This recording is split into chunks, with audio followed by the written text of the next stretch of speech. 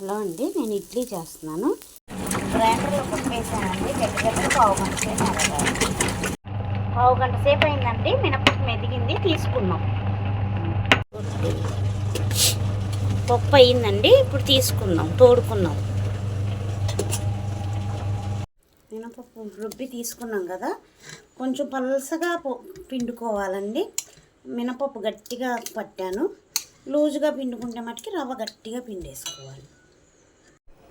పిండి ఇలా కలుపుకున్నామండి. నైట్ అంతా బయట పెట్టేసుకున్నాం. చూసారండి, పిండి పులిసింది. ఇలాగా ఇప్పుడు ఇడ్లీ పోసుకున్నాం. పిండికి సరిపడా ఉప్పు వేసుకున్నాం. పిండి బాగా కలుపుకోవాలండి. ఇడ్లీ పాత్రలో గ్లాస్ నీళ్ళు పోసుకొని స్టవ్ ముట్టించుకోవాలి. కొంచెం నీళ్ళు మరిగేలోపు ఇడ్లీ పోసుకున్నాం. ఇడ్లీ ప్లేట్లో వేసుకున్నామండి. మా వీడియోస్ చూడండి, లైక్ చేయండి. ఇడ్లీ పాత్ర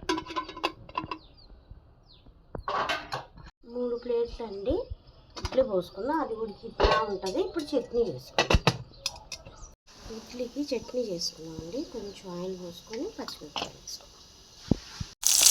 పచ్చిమిరపకాయలు వేగినాయి. శనగలు కూడా బాగా వేయాలండి. పచ్చిమిరపకాయలు వేగినాయి కదా, శనగిత్తలు కూడా బాగా వేయించుకున్నామండి. శనగిత్తలు బాగా వేగాలండి. శనగిత్తలు వేగినాయి కదా, కొంచెం పుట్నాలు కూడా వేసుకున్నాం. శనగిత్తలు వేగాక వేసుకోవాలండి పుట్నాలు, లేకపోతే పుట్నాలు మాడిపోతాయి. ఇది ఇలా వేగినాయి కదండి, ఇప్పుడు ఒక గిన్నెలోకి తీసుకున్నాం. ఇడ్లీ ఉడికిందండి. శనగిత్తలు పుట్నాలు మిక్సీ జార్లో వేసుకుందామండి. చట్నీ పట్టడం కోసం ఎల్లిపాయలు వేసా, కొంచెం ఉప్పు ఇప్పుడు మిక్సీ పట్టుకున్నాం. చట్నీ అయిందండి.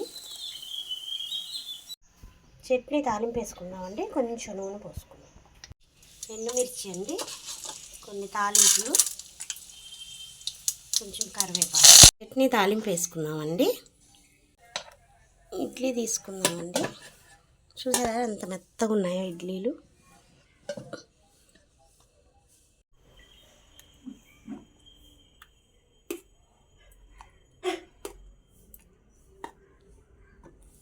చూసారా మా ఇడ్లీ మెత్తగా ఉన్నాయో చూసారా.